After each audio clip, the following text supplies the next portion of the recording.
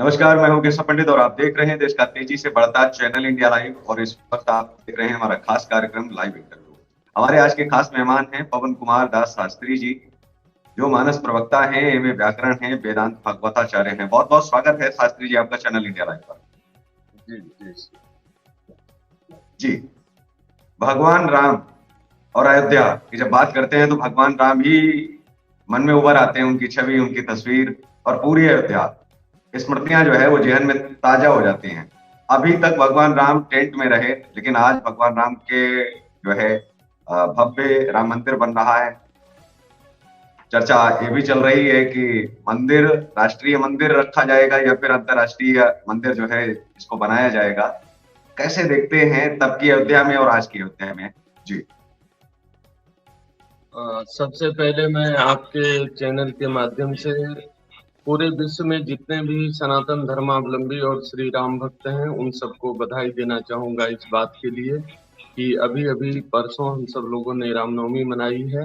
और ये रामनवमी आखिरी बार है कि जब रामलला जी के टेंट में मनाई जा रही है। अगली रामनवमी हम सब लोग भव्य रूप से श्री रामलला का जो महल निर्माण हो रहा है उस महल में हम सब लोग मनाएंगे। तो ये बड़ी खुशी और प्रसन्नता की बात है। रह गई तब की अयोध्या और अब की अयोध्या। तब की अयोध्या माने 500 वर्ष पूर्व की अयोध्या और 500 वर्षों तक की अयोध्या, जो एकदम से उजड़ी हुई सी अयोध्या थी, बिखरी हुई सी अयोध्या थी। जो अयोध्या हरदम अपने और अपने नाम पर आंसू बहाया करती थी, आज उस अयोध्या में प्रसन्नता इतनी है जिसके लिए रामचरितमानस में कहा गया है, बहुत उछाह भवन अति थोड़ा और मानो उमग चला चहुओरा। आज अयोध्या में आने पर अयोध्या आने जैसा एहसास होता है। इस बात के लिए जो भी योगदान करने वाले हैं, लाखों लोगों का बलिदान भी इसमें सम्मिलित है। और वर्तमान समय में जो प्रदेश और राज्य की सरकारें हैं उन सभी प्रदेश और राज्य की सरकारों को बहुत बहुत बधाई है इस बात के लिए कि आज अयोध्या आने पर अयोध्या आने का एहसास कराया। जी, जो कार सेवकों ने जो संघर्ष किया था वो आज रंग लाया। कैसे देखते हैं आप? क्योंकि कार सेवकों की जो कुर्बानियां हैं वो आज दिख रही है कि धरातल पर उनकी, क्योंकि हर कोई संघर्ष, हर कोई काम कुर्बानियां तो मांगता ही है। जी, कार सेवकों का जहां तक संघर्ष का प्रश्न है, लगभग 500 वर्षों से इतना लंबा इतिहास किसी धर्म स्थल के लिए और सतत निरंतर और लगातार संघर्षों का नहीं रहा है। बहुत से स्थानों पर हमारे प्राचीन मंदिरों को ध्वस्त किया गया, वहां बगल में हमने दूसरे मंदिरों को स्थापित करके अपनी पूजा अर्चना आस्था किसी प्रकार से समर्पित करना शुरू कर दिया। लेकिन अयोध्या का इतिहास उससे उलट है, उससे अलग है। यहाँ जन्मभूमि भगवान की वही है और वही जन्मभूमि हमें चाहिए। इस बात के लिए सतत 500 वर्षों तक संघर्ष जारी रहा। हर एक प्रत्येक 25-30 वर्षों पर एक बार उस स्थान के लिए युद्ध हुआ और लाखों की संख्या में बलिदान हुआ। उसके बाद 1984 से आज तक रामलला जी को मुक्ति प्रदान करने के लिए, रामलला जी को टेंट से बाहर लाने के लिए, रामलला जी को उस खंडहर के ढांचे से बाहर लाने के लिए, जैसा मर्यादा पुरुषोत्तम का स्वरूप है, जितने उनके चाहने वाले हैं और जिस प्रकार से श्री राम जी की मर्यादा संपूर्ण विश्व में व्याख्यायित है, उस प्रकार से दिव्य और भव्य मंदिर में उनको विराजमान होना चाहिए। निश्चित रूप से वो कार सेवकों का जो बलिदान है, उनके खून का जो एक एक कतरा है, वह अभिनंदनीय है, वंदनीय है, स्तुत्य है और उसी बलिदान का आधार है कि आज हम सब लोग भव्य श्री रामलला के मंदिर का दर्शन करते हैं। बाबरी मस्जिद की जब बातचीत की जाती है तो आज भी बहुत सारे मुसलमान आज उल जलूल बयान देते हैं, लेकिन सोचने वाली बात यह है कि जो बाबर के वंशज हैं, प्रिंस याकूब तुसी, उन्होंने खुद भी सोने की ईंट देकर के राम मंदिर के योगदान में हाथ बढ़ाया है और कहा है कि ये हमारी जमीन है, हमारे पूर्वजों से जो भी गलती हुई है हम देश से खुद क्षमा मांगते हैं। इस चीज के लिए ये कृत्य उनके सेनापति ने किया था या जो भी उन्होंने बयान दिया, लेकिन आज वो खुल करके हिंदुओं के समर्थन में, और पहले से भी जब ये चल रहा था, कोर्ट में मामला था, तब भी उन्होंने कहा था कि ये जमीन जो है उसके दस्तावेज भी हमारे पास है और ये राम मंदिर की बनना चाहिए। इससे हिंदू मुस्लिम में एक सौहार्द भी जो है पैदा होगा। इसे कैसे आप देखते हैं, जहां जिनके द्वारा ये सब किया गया था उनके वंशज आज खुद उस चीज के लिए माफी भी मांग रहे हैं और वो खुद जो है योगदान दे रहे हैं। ऐसे में जो अन्य लोग हैं वो अगर कुछ बोलते हैं तो उसको कैसे आप देखते हैं? जी। किन्हीं अन्य लोगों को जिनके प्रति, जिनके मन में श्री राम जी के लिए कोई आस्था नहीं है, कोई स्थान नहीं है, रामचंद्र जी के लिए कोई विचार नहीं है, जो राम जी को काल्पनिक मानते रहे हैं और कुछ लोग तो मानते ही नहीं रहे हैं, उनको उनकी तुष्टीकरण की नीति, उनके राजनीतिक वोट बैंक के लिए वो किसी भी कर्म को करने के लिए तैयार रहे। तो ऐसे लोग क्या बोलते हैं, उन लोगों का बोलना केवल हम लोग इतना ही जानते हैं रामचरितमानस के माध्यम से कि बातुल भूत विवश मतवारे, तेने ही बोले ही वचन विचारे, तिनकर कहा करिए नहीं काना। ये लोग जो है वस्तुतः एक भूत प्रेत पिशाच से ग्रस्त हैं, ओट रूपी, लालच रूपी, कुर्सी रूपी, ऐसे पिशाचों से ग्रस्त लोग उलूल जुलूल बातें किया करते हैं। उन उलूल जुलूल बातों पर हम लोग नहीं ध्यान देते, राम भक्त नहीं ध्यान देते। और जहाँ तक कार्यसेवकों का प्रश्न रहा है, व्यक्तिगत अयोध्या संसद के महामंत्री होने के नाते और एक राम भक्त होने के नाते उन कार्यसेवकों की सूची में कहीं न कहीं हमारा भी नाम है। और इस नाते से बाकी के वंशज जो आकर के उन्होंने कहा कि हमारी भूमि है, इस बात से तो हम सहमत नहीं है। ये राम जी की भूमि है, ये भूमि ना हमारी है, ना तुम्हारी है, ना किसी की है। इस बात का प्रमाण आसमान से, धरती के नीचे से निकाल करके जब हम लोगों ने दिखा है, तब माननीय सुप्रीम कोर्ट ने भी माना है कि रामलला की यही जन्म भूमि है। तो इसमें अगर योगदान किसी का है तो केवल उन लोगों का जिन लोगों ने पसीना बहाया है, जिन लोगों ने इसके लिए अपना खून बहाया है, जिन लोगों ने अपना शीश कटाया है, उन लोगों के योगदान की सराहना की जानी चाहिए, वंदना की जानी चाहिए, उनकी स्तुति की जानी चाहिए। उनकी आस्था का यह परिणाम है कि आज रामलला जी के जन्मभूमि पर भव्य मंदिर का निर्माण हो रहा है और 2024 में उसमें विराजमान होकर के अपने वैभव को, अयोध्या के वैभव को और संपूर्ण विश्व जिस रूप में श्री राम जी को देखता, मानता, जानता चला, अब उस रूप में जब दर्शन करे तो सबके हृदय प्रसन्नता से भरी हुई है ही और भी प्रसन्नता से भर गई।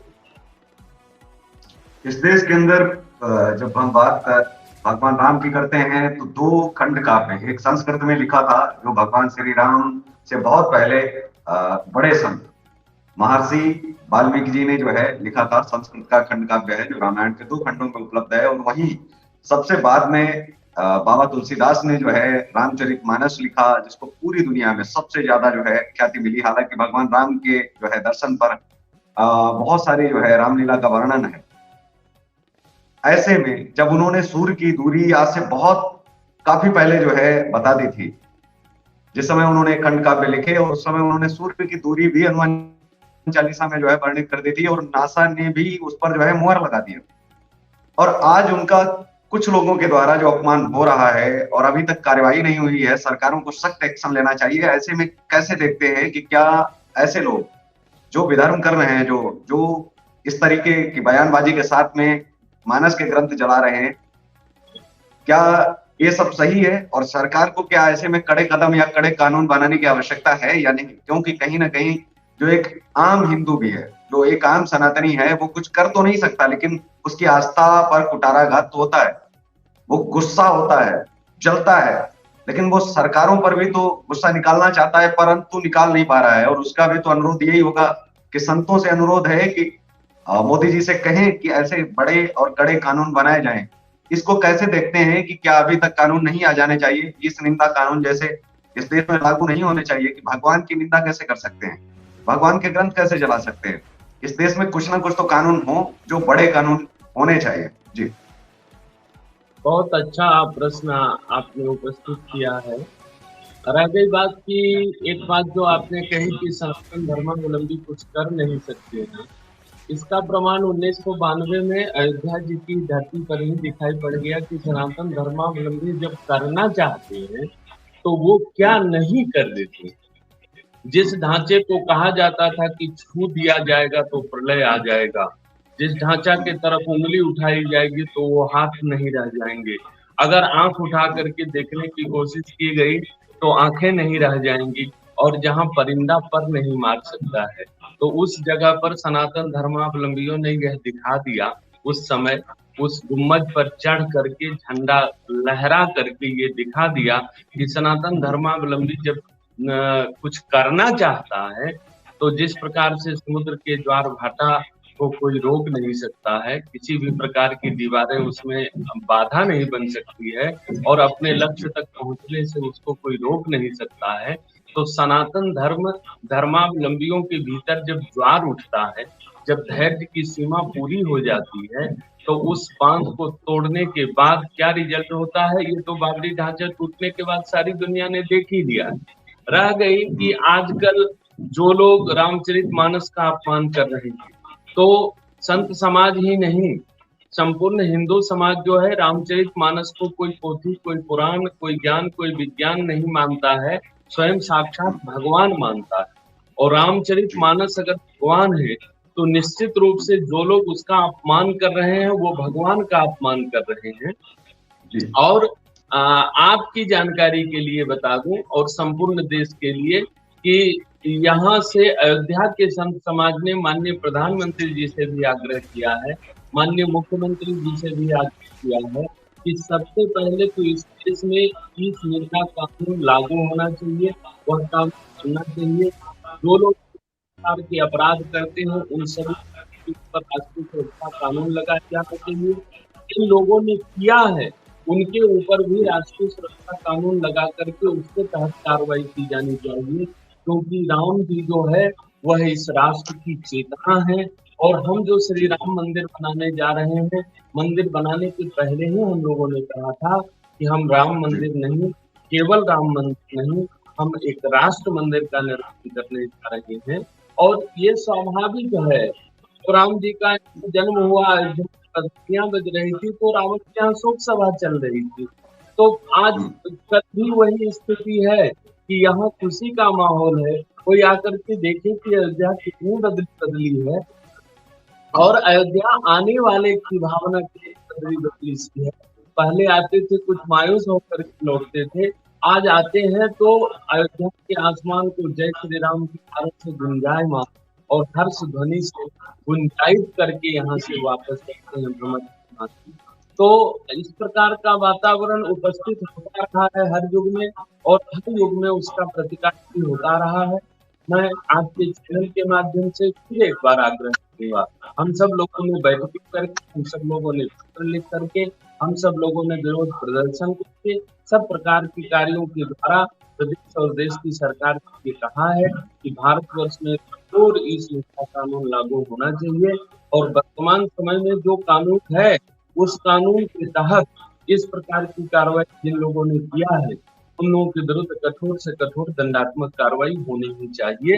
ये निश्चित रूप से अपनी मत। जी वर्तमान समय की अगर हम बात करें तो वर्तमान समय में मंडन मिश्र का जब हम जिक्र करते हैं, शंकराचार्य का, आदि गुरु शंकराचार्य हमारे जो है वो धर्म गुरु सनातनियों के माने जाते हैं। जैसे ही भ्रूण पेट में आता है उसी समय से उनके धर्म गुरु आदि गुरु शंकराचार्य होते हैं। शंकराचार्य ने अंतिम जो है शास्त्रार्थ किया था मंडन मिश्र के साथ में और उनकी पत्नी के बाद में। उसके बाद में कोई शास्त्रार्थ नहीं हुआ। शंकराचार्य की पेट तो संभालते शंकराचार्य चले आए। शंकराचार्य शंकर के अवतार भी माने जाते हैं, अंश भी माने जाते हैं। क्या आपको लगता है कि उसके बाद भी शास्त्रार्थ होने चाहिए थे? जिस समय मनुस्मृति जलाई गई उस समय भी शास्त्रार्थ होना चाहिए था। जिस समय रामचरितमानस जलाई गई उस समय भी शास्त्रार्थ होना चाहिए था। जिस समय धर्म के ऊपर जब भी कोई विवाद होता है, मुझे लगता है कि शंकराचार्य को एक चुनौती भेजनी चाहिए, उनको एक नोटिस भेजना चाहिए धर्म संसद की तरफ से ऐसे लोगों को कि आप या तो हमारे साथ में शास्त्रार्थ करिए। अगर उस एजुकेशन मिनिस्टर को ये भेजा होता पहली बार जब उसने बयान दिया तो उसको ये शंकराचार्य जी के द्वारा, क्योंकि शंकराचार्य तो बागेश्वर धाम सरकार से लड़ने में लगे हैं, शंकराचार्य के द्वारा अगर ये नोटिस भेजा जाता कि आप शास्त्रार्थ करिए, हम आपके सामने अपने 20 बच्चे रखेंगे और उनमें से किसी से भी आप एक से शास्त्रार्थ कर सकते हैं। जो लोग आपको ज्ञान देते हैं, जिनको मान करके आपने जो है ये बयान दिया है, या तो और पूरा लाइव चलेगा। अगर आपने शास्त्रार्थ में ये साबित कर दिया कि चौपाई गलत है या आपको जिस पर भी आपत्ति है, तो मैं शंकराचार्य होने के नाते मैं उस चौपाई को उस खंड काव्य से या उस शास्त्र से मैं हटा सकता हूं, क्योंकि किसी भी शास्त्र में संशोधन शंकराचार्य कर सकते हैं, हटा भी सकते हैं और बढ़ा भी सकते हैं। अगर ये बात करते तो मुझे लगता है कि विश्व का जो है मंडन मिश्र के बाद का शास्त्रार्थ रुका क्यों और रुकना क्यों चाहिए। वो शास्त्रार्थ अगर होता, किसी की हिम्मत नहीं होती कि आगे से किसी पर चर्चा करने से पहले उनको पता होता कि हमें शास्त्रार्थ भी करना पड़ेगा, कान पकड़ के माफी भी मांगनी पड़ेगी। पूरा देश ही नहीं पूरी दुनिया देखेगी कि आप में क्या काबिलियत है। आप नहीं, आपने बयान दिया ठीक है, लेकिन आप अपने धर्माचार्य लेकर के आओ, वो हमारे साथ में शास्त्रार्थ कर ले। शास्त्रार्थ होना चाहिए था या नहीं, ये मैं आपसे जानना चाहता हूं। अन्यथा फिर शंकराचार्य के होने का क्या अर्थ है? क्योंकि शंकराचार्य का अर्थ यही है कि हमारे धर्म पर अगर कोई प्रश्न खड़ा कर रहा है, ये उसकी आजादी है, अभिव्यक्ति की आजादी, कभी नहीं रोका गया। लेकिन क्या हम चुनौती या फिर हम शास्त्रार्थ करने में क्या अक्षम हो गए हैं, सक्षम नहीं रहे हैं? दोनों चीजें, दोनों सवाल आपसे मैं जानना चाहता हूँ एक एक करके। जी, बहुत अहम प्रश्न आपने कहा कि शास्त्रार्थ होना चाहिए। आपने जितना लंबा प्रश्न किया उसका मैं बहुत संक्षेप में सीधा सा उत्तर देना चाहूंगा।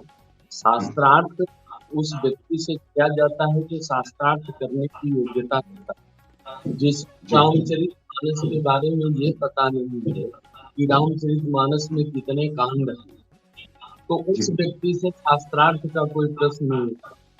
और नहीं, लेकिन एक आज तक तो बहुत सारे लोग विद्वान माने गए ना। जैसे मैंने पहले मनुस्मृति का जिक्र किया, तो आप समझ गए होंगे कि जिन्होंने ग्रंथ स्वामी जलाए प्रसाद हैं, अगर उस मौर्य समय भी शास्त्रार्थ को क्या चुनौती दी नहीं जा सकती? नहीं, मैं आपसे हाथ जोड़ के निवेदन कर रहा हूँ, ये बहुत सारे लोगों का सवाल है मेरे पास, और ये शायद बहुत सारे पत्रकार नहीं कर पाए होंगे। ऐसे क्या उस समय भी तो शंकराचार्य ऐसे चुनौती दे सकते थे ना इस चीज पर? जी, हाथी और कुत्ते की कभी तुलना हुई है इस संसार में? जी, मैं अब नहीं कहना चाहता हूँ, क्योंकि आजकल हम्म, एफआईआर का यूज बहुत तगड़ा चल निकला है। लेकिन हम्म, उसके लिए मैं किसी प्रकार से भयभीत भी नहीं हूँ, और हमारा हिंदू समाज भयभीत नहीं है, और ना जी, ही हमारा सनातन धर्म भयभीत है। शास्त्रार्थ की योग्यता वाले व्यक्ति से शास्त्रार्थ की जाती है ना, मूर्खों से क्या हम्म, शास्त्रार्थ किया जाएगा? हम्म। जिसको रामायण की चौपाई नहीं, जिसको जो है रामचरितमानस में बताते हैं कि छह कांड हैं, और नहीं, नहीं, रामचरितमानस सवाल तो फिर ये भी है ना कि तो ऐसे अगर व्यक्तियों के अगर अगर बागेश्वर धाम सरकार को रोका जा रहा है, बागेश्वर धाम सरकार को रोका जा रहा है, तो ऐसे में क्या धर्म के प्रति जो है सचेत रहने की आवश्यकता है या नहीं? जी, तो ऐसे व्यक्ति से शास्त्रार्थ करने का कोई औचित्य नहीं है। तो शास्त्र शब्द के अर्थ को न समझे, जो शास्त्र के मत हम्म, को न समझे। हमारे शंकराचार्यों ने, हमारे अन्य धर्माचार्यों ने अपना जो अपनी भूमिका होनी चाहिए उस भूमिका को अच्छे रूप में निभाया है। सरकार हम्म, से आग्रह किया है। कोई पागल हो जी, जाता है ना, तो उसके साथ बैठ हम्म। के डिस्कशन और सत्संग तो नहीं यही तो किया जब हम जाता। अफगानिस्तान में थे, शास्त्री जी, जब हम अफगानिस्तान में थे तब भी हमारे अंदर यही तो अहम था कि हमारे सामने काबिल व्यक्ति होना चाहिए। यही अहम जब हम पाकिस्तान में थे तब भी हमारे अंदर था। यही अहम हमारे अंदर बर्मा, म्यांमार, नेपाल, अफगानिस्तान, हम तमाम देश आपको गिना सकते हैं जहां हम थे, और यही एक अहम था। हम काबिल नाकाबिल तो हम बाद में तय करें, लेकिन क्या आपको लगता नहीं कि आज हम जिस देश में हैं उसमें भी हमारे लिए वही चुनौतियां जो पहले थी, हम आज वहां खत्म हो चुके हैं। अगर हम आज यहाँ हैं तो धर्माचार्यों की क्या ये जिम्मेदारी नहीं है उस परंपरा को बचाए रखने के लिए, उस परंपरा को फिर से उठाया जाए? और जो भी बोल रहा है, हम ये तय नहीं करेंगे, देश को तय करने दें, देश के 125 करोड़ हिंदू ये चीज तय करें कि कौन गलत है कौन सही है। लेकिन सामने आकर के उस व्यक्ति को हम चुनौती तो दे सकते हैं ना, लड़ने के लिए। जो बार बार अगर हमें गलत बोल रहा है तो हम लड़ने के लिए तो उस परंपरा का इस्तेमाल कर सकते हैं। नहीं किया तो हम सिमटते चले आए ना। आज हम सिमट के इतने रह गए हैं, ये भी तो सच है ना। इसमें भी तो कोई दो राय नहीं। या तो आप ये स्वीकार कर लीजिए कि हम पहले भी इतने ही थे और आज भी इतने ही हैं। उन राज्यों में हम कभी थे ही नहीं, उन देशों में हम कभी थे ही नहीं। जी, नहीं, कहीं न कहीं समस्याएं उस राज्य में, हम केवल अफगानिस्तान तक ही नहीं पहुंचते हैं, हम तो ईरान जी, इराक तक पहुंच चुके हैं। इराक में अभी बिल्कुल। 8,000 साल पुराना इन्हीं लोगों के द्वारा खुदाई में जो है भगवान श्री रामचंद्र जी का पूरा दरबार और हनुमान जी महाराज मिले हैं। रूस में भी बिल्कुल। जब खुदाई होती है तो कहीं न कहीं हमारी भगवान श्री रामचंद्र जी, भगवान विष्णु, सूर्य भगवान मिलते हैं।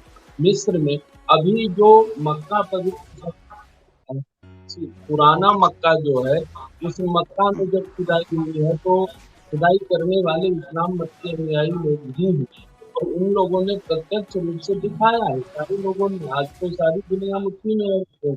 वहां भी मंदिर जी के अवशेष, मंदिर के चिन्ह और मंदिर की उपस्थिति का प्रमाण मिला है। और जहां तक मुझे पता है कि ऐसे जो प्रवर्तन करने वाले हैं अन्य मत मजहब के, वो प्रवर्तन करने वालों ने भी कहा है कि हमने तमाम जी स्थानों को नष्ट करके और उसके बाद बहुत परिश्रम से जो है हमने इस्लाम की स्थापना की है, हमने इस मजहब की स्थापना की है। आज उसके प्रमाण धरती पर मिल रहे हैं। तो ये हम मान लें कि हम उस प्रदेश में तो नहीं हैं, इस प्रदेश में जी नहीं, संपूर्ण वसुधा तल पर, पूरे पृथ्वी के ऊपर। अमेरिका में खुदाई होती है तो मंदिर ही क्यों मिलता है? रूस में खुदाई जी होती है तो मंदिर ही क्यों मिलता है? और नहीं, ब्रिटेन यही में आपसे, खुदाई। इसीलिए तो विनम्रता पूर्वक हमने आपसे सवाल किया कि हम जब थे खत्म क्यों हुए, उन वजहों को हमने नजरअंदाज किया। हम किसी से सहमत हो सकते हैं अथवा असहमत, लेकिन हम उसे नजरअंदाज अगर करते हैं तो ये क्या लगता है कि नजरअंदाज करते करते हमारी आज ये स्थिति हो गई। दूसरा हमारा अब सवाल ये भी है। जी देखिए, महाभारत काल में बहुत बड़ी क्षति हमारे राष्ट्र की हुई। वो हमारा राष्ट्र जो रसिया तक फैला हुआ था, मैं वहां तक की बात बिल्कुल करता हूँ। उस समय बिल्कुल। जितने भी हमारे वैज्ञानिक थे, ऋषि मुनि, ज्ञान विज्ञान को जानने वाले लोग थे, तो बहुत से लोग उस भीषण युद्ध में लड़कर के समाप्त हो गए, जिसका जी प्रभाव रहा कि हमारा समाज थोड़ा सा कमजोर पड़ा। और कमजोर पड़ा तब भी अपने धर्म के प्रति समर्पण की भावना में कमजोर नहीं। हम जी हमारे यहाँ आज के युद्ध के नियम है, इससे युद्ध के नियम नहीं। हमारे यहाँ धर्म युद्ध के नियम थे कि अगर किसी राजा को लगता है कि वो बहुत बलशाली है और दूसरे राज्य को अपने राज्य में समाहित करना चाहता है, तो आबादी के बाहर जाकर, आजकल सीमाओं पर भी लड़े जाते हैं, लेकिन पहले किसी मैदान में जाकर के युद्ध लड़ा जाता है। हम्म, तो आम जनमानस से किसी का कुछ लेना देना नहीं होता। अबोध बच्चे, स्त्री, वृद्ध, ये लोग किसी भी प्रकार से हमला करने के योग्य नहीं है, किसी प्रकार से जी प्रतिकार करने के योग्य नहीं है। तो हमारे यहाँ तो यहाँ तक बताया गया कि असावधान अगर शत्रु है, शत्रु अगर पागल हो गया है, अगर भोजन कर रहा है, अगर शयन कर रहा है, सोया हुआ है, तो उसके ऊपर भी प्रहार नहीं करना चाहिए। हम लोग जी इन नियम धर्मों को मानते हुए कमजोर हुए हैं, इस बात को मैं जी स्वीकार कर सकता हूँ।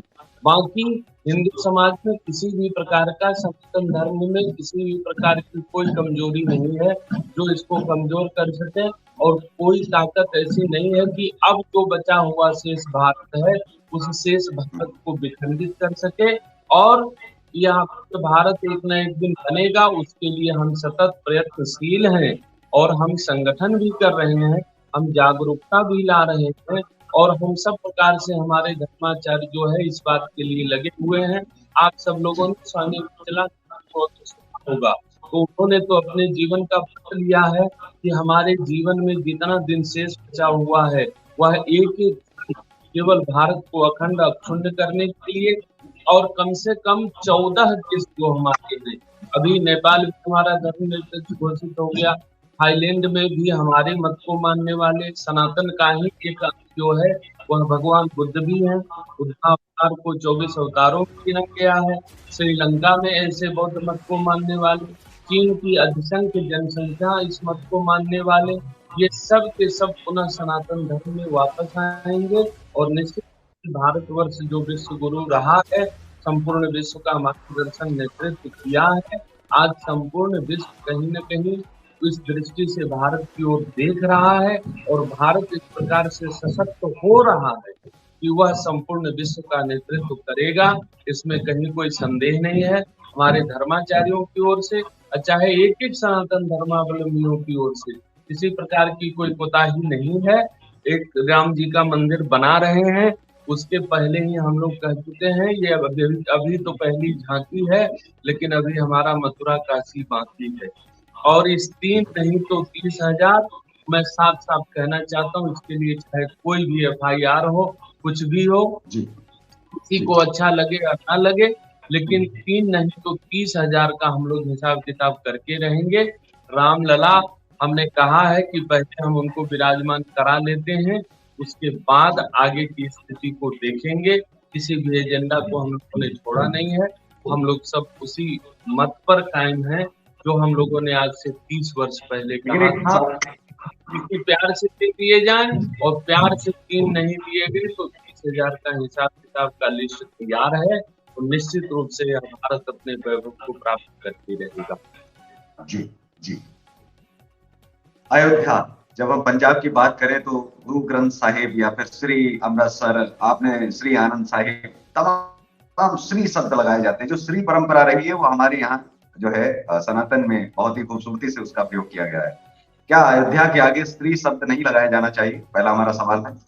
और दूसरा, क्योंकि वह भगवान राम की जन्मभूमि है, जहां उनके चरण पड़े, तो अयोध्या के आगे श्री हर जगह लगाया जाना चाहिए। जैसे बहुत अपने देश में जो है, जैसे श्री गंगानगर है, तो हम जब देखते हैं श्री हरिकोटा है, तो बहुत सारी जगहों पर है। तो अयोध्या भी जो भगवान राम के जहां चरण पड़े और जहां वो प्रकट हुए, तो उसके आगे भी श्री शब्द लगाया जाना चाहिए। यानी दूसरा, भगवान राम के इस मंदिर को राष्ट्रीय मंदिर की मांग हो रही है। मुझे लगता है कि इसको अंतर्राष्ट्रीय मंदिर नहीं किया जाना चाहिए। जिस तरह से मक्का एक अंतर्राष्ट्रीय धार्मिक स्थल है उनके अनुयायियों के लिए, इस्लाम के अनुयायियों के लिए, इस तरह हिंदुओं के लिए एक तो अंतर्राष्ट्रीय स्थल होना चाहिए, एक तो अंतर्राष्ट्रीय केंद्र होना चाहिए। जी। अयोध्या जी सदैव से जो है वो राष्ट्रीय नहीं अंतर्राष्ट्रीय गतिविधियों का केंद्र रहा ही है। यहाँ पर एक हम्म, तिनका हिलता है तो पूरा विश्व हम्म, हिलता है। जहाँ तक जी, श्री हरमंदिर साहब श्री लगा करके और जी, अयोध्या जी को संबोधित और प्रबोधित करने की बात है, तो जी, आम जनमानस और जब भी यहाँ का संत समाज है वो श्री अयोध्या जी ही लिखता है। और जी, इसके लिए भी औपचारिक रूप से अयोध्या संत समिति ने मेरे द्वारा भी अयोध्या संत समिति के महामंत्री होने के नाते, हिंदू पर्सनल लॉ बोर्ड के महामंत्री और प्रवक्ता होने के नाते, ये जी, पत्र से बरसों पहले जो है ये माननीय मुख्यमंत्री जी को भी दिया जा चुका है, माननीय प्रधानमंत्री जी को भी दिया जा चुका है। इस जी, क्षेत्र में कार्य भी हो रहे हैं। अयोध्या की जो पंचकोशी अति पवित्र क्षेत्र माना जाता है, 14 कोसी जो विशिष्ट क्षेत्र माना जाता है, और 84 कोस में जो पूरी अयोध्या की मानी जाती है। पहले इसके जी, जो नाम बदले थे, जैसे अयोध्या का ही एक मोहल्ला 14 कोसी परिक्रमा क्षेत्र का फैजाबाद के नाम से जाना जाता था, अब वो अयोध्या के नाम से जाना जाता है। और पंचकोसी जो है वह अयोध्या धाम के नाम से जाना जाने लगा है। इसके लिए सरकारी नोटिफिकेशन हुआ है। तो हमारी आस्थाओं में कहीं न कहीं श्री अयोध्या जी ही बसी हुई है, और हम लोग जब भी इसका प्रयोग करते हैं, लिखने से लेकर के बोलने तक में, तब से श्री अयोध्या जी इसको बोलते ही हैं। रह गई कि अब विधिक रूप से जो संवैधानिक व्यवस्था है, उस संवैधानिक व्यवस्था में एक नोटिफिकेशन के तहत यह कार्य होना चाहिए। तो उस क्षेत्र में भी हम सब लोग प्रयत्न कर रहे हैं। जो फैजाबाद जंक्शन नाम से स्टेशन था, उसको जो है वहाँ पर छावनी है सेना की, और बहुत पुरानी छावनी है। तो उस स्टेशन का नामकरण भी अयोध्या कैंट के रूप में किया गया है, अयोध्या छावनी के रूप में किया गया है। फैजाबाद का नाम बदला गया है। तो इस प्रकार से हम सब लोग सनातन धर्म के वैभव की ओर बढ़ने के लिए सतत प्रयत्नशील हैं, जागरूकता पूर्वक लगे हुए हैं। जहाँ तक हमारी जानकारी फ्लैश नहीं हो पा रही है, पहुँच नहीं पा रही है, वहाँ लोगों को लग रहा है कि इसमें कहीं न जी, कहीं कोई ढिलाई हो रही है, या इस प्रकार के कार्य की तरफ ध्यान ही नहीं दिया गया। मैं आपको बहुत धन्यवाद दूँगा। यह एक बहुत जी, महत्वपूर्ण प्रश्न आपने संपूर्ण देश की जनता के समक्ष रखा कि अयोध्या जी के वैभव को, अयोध्या जी की महिमा को और कितने सुंदरतम ढंग से निखारा जा सकता है। इसके लिए आपको व्यक्तिगत रूप से और आपके चैनल को मैं बधाई देना चाहूँगा, और चाहूँगा कि भविष्य में आप इस प्रकार के प्रश्न हम सब साधु महात्माओं के समक्ष भी रखें, राजनेताओं के समक्ष भी रखें, आम जनमानस के समक्ष भी रखें, ताकि आम जनमानस, हम जो अयोध्या को एकदम नख से लेकर सिख तक का श्रृंगार जिसको कहते हैं, उसी तरह से जी, सजाना चाहते हैं। जिस तरह से त्रेता युग में भगवान श्री रामचंद्र जी के अवतार के समय में अयोध्या ने अपने आप का श्रृंगार किया था, पूरी प्रकृति जगत ने श्रृंगार किया था, जिसके लिए रामचरितमानस में लिखा है कि अवध श्री प्रभु आवत जानी, भई सकल शोभा की खानी, भई सरयू अति निर्मल नीरा, भई सुहावन त्रिविध समीरा। और राम राज की जो परिकल्पना है, राम राज में सबन प्रीति चलहि धर्म निरत सुख रीति, राम राज कर सुख संपदा कहीं कोई कमी सितार। हम उस ओर लौट रहे हैं। इस लौटने में फिर से मैं आग्रह करूंगा कि आप जैसे लोग इस जागरूकता के प्रश्न को हम सब लोगों तक पहुंचाते रहें, ताकि हमें ऊर्जा मिलती रहे इस प्रकार की कि हम लोग इसके लिए और सतत प्रयत्नशील रहें और नक्शे शिक्षक अयोध्या को उसी तरह सजाएं जैसे यह सतयुग में महाराज मनु ने सजाया था, और उसके बाद त्रेता युग में वैवस्वत मनु ने और प्रभु श्री रामचंद्र जी ने सजाया था। इसके लिए आपको बहुत बहुत कोट सा धन्यवाद। चैनल इंडिया लाइव की जब हम बात करते हैं 8 वर्षों के बाद में पुनः जो है शुरुआत हुई, और अयोध्या से आप सबसे पहले हमारे साथ में जो है लाइव हुए हैं। दूसरी चीज, उगते सूरज को दुनिया सलाम करती है, ये भी कहा जाता है उगते सूरज को दुनिया प्रणाम करती है। और साथ ही जो सूर्य पताका है वो भगवान प्रभु श्री राम की सूर्य पताका में भी सूर्य जो है दिखाई देते हैं, और वो सूर्य के वंशज भी हैं। और हमारे चैनल का जो लोगो है वो भी संयोग से सूरज का ही लोगो है, उसकी किरणें, और आप सूर्य को आप देख पा रहे होंगे। तो इस पर भी मैं चाहूंगा कि आज के दौर में जब चैनलों के नाम या फिर चीजें रखी जाती है वो कुछ ना कुछ और चीजें रखते हैं, लेकिन हमने अपने चैनल में भी सूर्य को ही सर्वोपरि माना है और उन्हीं को रखा है। दूसरा हमारा सवाल ये है कि हिंदू राष्ट्र को कैसे आप देखते हैं आने वाले समय में, जो हिंदू राष्ट्र की परिकल्पना के साथ में जो लोग लड़ाई लड़ रहे हैं उसे आप कैसे देख पा रहे हैं? क्योंकि बहुत सारे नेता जो विपक्षी दल के हैं वो सहमत भी हैं, कुछ असहमत भी हैं, उनमें सहमति असहमति आपस में कब बनती है कब बिगड़ती है पता नहीं चलता है। लेकिन हिंदू राष्ट्र को कैसे देखते हैं कि हिंदू राष्ट्र कैसा होना चाहिए? पहला, क्योंकि ये अन्य वर्गों में भी ये धारणा है कि कहीं ऐसा तो नहीं है कि 56 देश हमारे धर्म के हैं, वहां तो कुछ ऐसी सुविधाएं हैं ही नहीं। क्या हिंदू राष्ट्र में भी तो ऐसा नहीं हो जाएगा जहां हमारे लिए कोई स्थान ही नहीं बचे? तो कैसा हिंदू राष्ट्र होना चाहिए? आप कैसे हिंदू राष्ट्र को देखते हैं? मैं सुनना चाहता हूं कि आपके अपने विचारों में हिंदू राष्ट्र कैसा है। जी, हमारे विचार में हिंदू राष्ट्र तो वैसा ही है जैसा श्री राम जी के राज्यकाल में था। सब नर करहि परस्पर प्रीति, चलहि स्वधर्म निरत श्रुत रीति। जिसका जो जो अपना अपना धर्म है, पिता के धर्म को निभाए, पुत्र के धर्म को निभाए, नागरिक के धर्म को निभाए, और जहाँ स्वल्प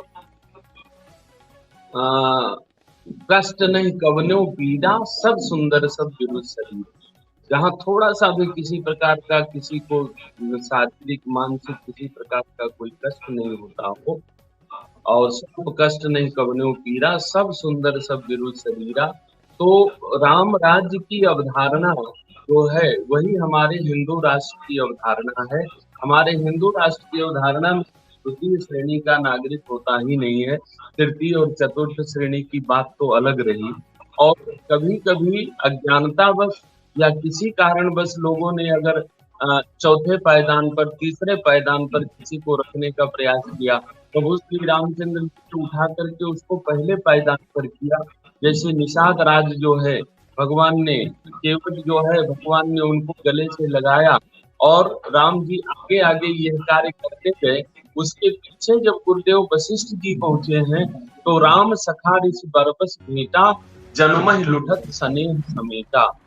तो सबसे निचले पायदान पर जो रहने वाले लोग, उनको भगवान श्री रामचंद्र जी ने जब हृदय से लगाया है, और लगाने के बाद संपूर्ण विश्व के सामने एक संदेश दिया है कि राम राज्य इसको कहते हैं जहाँ पर पहला दूसरा कोई नहीं होता है, सब लोग बराबर, सब नर करहि परस्पर प्रीति, चलहि स्वधर्म निरत सुख रीति। तो किसी को इस बात से भयभीत नहीं होना चाहिए। और हमको लगता है कि कुछ षड्यंत्रकारी लोगों को छोड़ करके आम जनमानस जो है, अन्य मत मजहब को मानने वाले भी वो अभी हिंदू धर्म और हिंदू की सहिष्णुता को अच्छी प्रकार से जानते हैं, और जानते हैं तो मानते भी हैं। अगर मानते नहीं होते तो जिस समय हमारा शुद्ध रूप से हिंदू राष्ट्र था ही था यह देश, उस समय रसखान जैसे श्री कृष्ण भक्त, रहीम जैसे श्री कृष्ण भक्त, इनके लिए कोई संवैधानिक व्यवस्था के तहत या किसी तरह की कोई मजबूरी के तहत या किसी कोई बलपूर्वक इनको कोई कृष्ण भक्त नहीं बनाया था। इन्होंने उस अच्छाई को समझा, उस संस्कृति को समझा, उस महानता को समझा, उस विशेषता को समझा, और इस कारण से ये लोग कृष्ण भक्त हुए, ये लोग भारतवर्ष के राष्ट्रभक्त हुए, यहाँ की संस्कृति के, मैं साफ शब्दों में कहना चाहूंगा कि अपने आप को इन्होंने न्यौछावर कर दिया। इस संस्कृति के साफ शब्दों में कहूं तो गुलाम बन गए।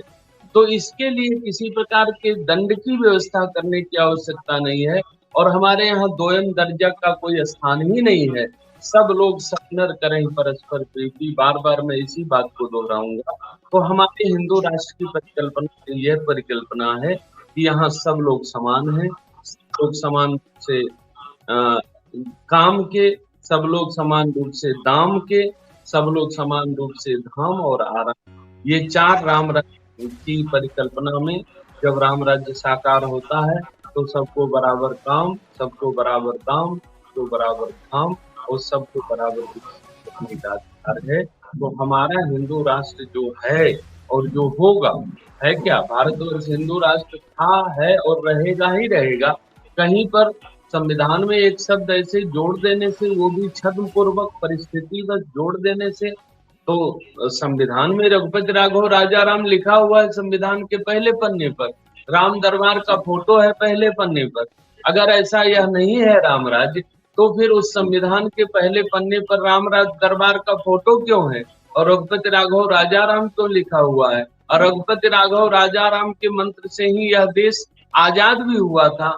गांधी जी ने जब तक रघुपति राघव राजा राम का मंत्र नहीं दिया था, तब तक ये देश आजाद भी नहीं हुआ, तब तक लोग उतनी रुचि से, उतने एक्टिव होकर के नहीं लगे कि देश स्वतंत्र हो सके। तो इसलिए हम समझते हैं कि निश्चित रूप से किसी को भयभीत होने की आवश्यकता नहीं है, और भयभीत केवल कुछ लोग षड्यंत्र के तहत लोगों को भयभीत करने का प्रयत्न करते हैं। वस्तुतः हृदय से वो भी भयभीत नहीं है, वो भी हिंदू समाज की उदारता को, भारतवर्ष की उदार संस्कृति को जानते हैं, मानते हैं, समझते हैं, लेकिन कुर्सी के खेल के लिए कुछ भी कह सकते हैं, कुछ भी कर सकते हैं, पर उनका कुछ अब चलने वाला है नहीं। और निश्चित रूप से घोषित, अभी अघोषित यह सांस्कृतिक रूप से यह हिंदू राष्ट्र है, और अनादिकाल से है, इस बात को आशा आशा और भक्त विश्वासा सब लोग मिलकर के मान रहे हैं। तो इसको बस केवल एक शब्दों का हेर फेर करना है, उसके लिए जिस मेजोरिटी की, जिस समय की, जिस क्षण की प्रतीक्षा है, जैसे 500 वर्षों के बाद श्री राम मंदिर, राष्ट्र मंदिर का निर्माण हम लोग कर रहे हैं, उसी प्रकार से एक दिन हिंदू राष्ट्र मंदिर का भी निर्माण करते हैं। एक सवाल और भी है कि भारतीय करेंसी से पहले जब अंग्रेज यहाँ शासन करते थे, राजा महाराजा थे, तो वो अपने जो है करेंसी पर या अपने सिक्कों पर राम दरबार की तस्वीरें हम आज भी देख सकते हैं। जो पुरानी, जो प्राचीन जो सिक्के और प्राचीन जो करेंसी जो मौजूद है हमारे पास, उसमें राम दरबार के साथ साथ में लक्ष्मी जी की फोटो, गणेश जी की, माता सरस्वती की फोटो और तमाम अन्य देवी देवता भी उस पर हैं। क्या आपकी तरफ से भी ये रहेगा कि इसके बनने के बाद में राम मंदिर की फोटो भी करेंसी पर आए, या फिर जो है माता लक्ष्मी की, जैसा कि बहुत सारे नेताओं ने भी मांग की हुई थी पिछली बार, और उन्होंने कहा था कि जब लक्ष्मी है तो लक्ष्मी के ऊपर लक्ष्मी की तस्वीर होनी चाहिए, इसमें संदेह कैसा? और दूसरा कि क्या राम दरबार फिर से नहीं आ जाना चाहिए जी भारतीय करेंसी पर? ये भी तो लोगों के दिल में है जी।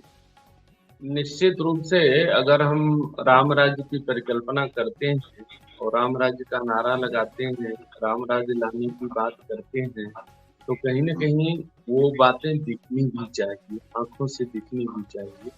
और आज नहीं, इसके लिए तो मेरे ऊपर FIR होते होते बच गया। हम लोग जब लंबा चर्चा करेंगे तो इस बात को कहेंगे FIR होते होते बच गया, हमारे ऊपर नहीं हो पाया। मैंने यही मांग किया था कि वास्तव में अगर रघुपति राघव राजा राम कह करके इस देश को स्वतंत्रता की प्राप्ति हुई है, तो यहाँ की करेंसी पर रघुपति राघव राजा राम राम जी का चित्र होना ही चाहिए। ये मांग जी आज नहीं, बहुत पहले जब कांग्रेसी शासन था उस समय हमने व्यक्तिगत रूप से भी और अयोध्या संत समिति की ओर से भी, हिंदू पर्सनल लॉ बोर्ड की तरफ से भी हमने ये मांग किया था।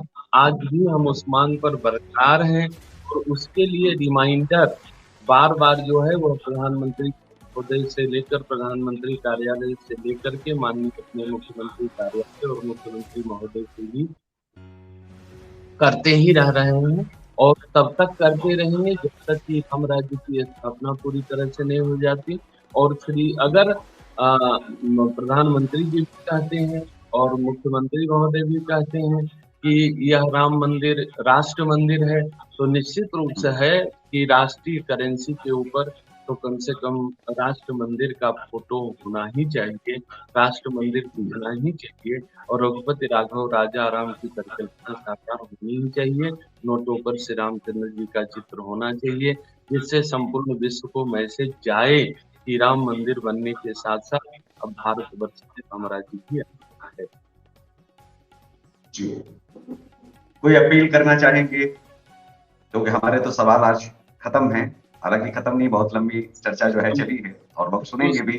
कोई अपील हिंदुओं से करना चाहेंगे, देश विदेश के जितने भी लोग देख रहे हैं, क्योंकि आने वाले समय में आपसे तो मुलाकात करेंगे ही, अयोध्या आएंगे और आपके निवास का भी नाम शायद शत्रुघ्न निवास है, मुझे ऐसा जो है बातचीत हुई थी उस दौरान नाम आया था। तो शत्रुघ्न जी का नाम जो है बहुत बाद में आता है, तो मुझे लग रहा है कि आज मैंने जब अयोध्या की शुरुआत की तो शत्रुघ्न जी का पहले ही नाम आ गया है। जी कभी कभी ऐसा होता है ना कि हम पंक्ति में सबसे पिछले व्यक्ति को जब देखते हैं तो हमें लगता है कि वही अगला व्यक्ति होना चाहिए। होना चाहिए। जी मेरे व्यक्तिगत नाम में भी वही कुछ प्रभाव है। पाछे पवन तनय सिरनावा रामचरितमानस में है कि बंदर भालू जी जो लोग जब राम जी की खोज करने के लिए, वो सीता जी की खोज करने के लिए राम जी के पास आए, तो उछल कूद मचा करके बहुत से लोग आगे आगे प्रणाम करना चाहते थे, लेकिन सबसे पीछे अगर प्रणाम किसी ने किया तो पवन कुमार दास ने किया। माने रामायण के अनुसार भी पवन कुमार दास ही हनुमान जी का नाम है। तो पाछे जी पवन तनय सिरनावा जान काज प्रभु निकट बुलावा। तो भगवान ने और बंदर भालुओं को पास में नहीं बुलाया, लेकिन उनको पास में बुला करके इस दायित्व दिया, अपनी मुद्रिका दी, अपना भेंट और उपहार दिया और सीता जी के लिए संदेश दिया। तो पिछला व्यक्ति सबसे अगली पंक्ति वाला कार्य करेगा, इसी नाते यह संयोग है। और जहां तक शत्रुघ्न जी का प्रश्न है कि 84 कोस की अयोध्या में भरत जी के नाम के कई स्थान हैं, लक्ष्मण जी के नाम के कई स्थान हैं, श्री राम जी के नाम से तो अयोध्या भरी ही पड़ी हुई है, लेकिन शत्रुघ्न जी के नाम का एकमात्र स्थान यही स्थान जहाँ पर ये दास उस स्थान का महंत भी है और मध्यदेशीय वैश्य समाज के द्वारा यह मंदिर स्थापित है और अभी भी संरक्षित और सुरक्षित और इसका संवर्धन भी किया जा रहा है वर्तमान में। श्री राम मंदिर के निर्माण कालखंड में ही शत्रुघ्न जी के भी शत्रुघ्न निवास मंदिर का पुनरुद्धार हो रहा है और विशेष रूप से पुनरुद्धार हो रहा है। और इसलिए भी विशाल रूप में इसका पुनरुद्धार हो रहा है कि अयोध्या में जब लोग आएंगे तो चारों भाइयों को खोजेंगे और राम जी लक्ष्मण जी भरत जी तो मिल जाएंगे, लेकिन शत्रुघ्न जी का एकमात्र स्थान वो आसानी से नहीं मिलेंगे। तो इसके वैभव को भी विस्तार रूप दिया जा रहा है। तो ये जो कुछ भी संयोग बन रहा है वो संयोग सब राम जी के जन्म के काल में भी ऐसा ही हुआ था। योग लगन ग्रह पार तिथि सकल भय अनुकूल चर अर अचर हर्ष राम जन्म सुख मूल।